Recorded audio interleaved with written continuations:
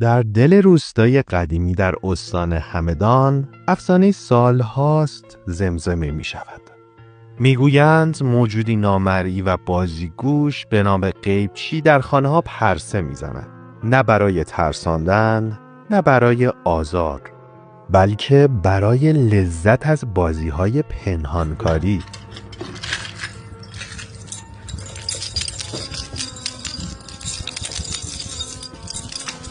غیبچی بیارش. وسایل ناگهان ناپدید می شوند. کلیدهایی که دیشب روی میز بودند، قاشقی که چند لحظه پیش در دستت بود، یا حتی جوراب‌هایی همیشه تنها. مردم روستا اما راهی بلدند. با صدای آرام دوبار میگویند غیبچی بیارش و گویی جادو رخ میدهد. وسایل درست همانجا که بارها گشته‌ای پیدا میشوند. اما اگر غیبچی لجباز شود و چیزی را باز نگرداند، وقت تهدید است. صاحبخانه با صدای بلند و محکم هشدار میدهد غیبچی بازی بسته، وسایلمو بیار وگرنه.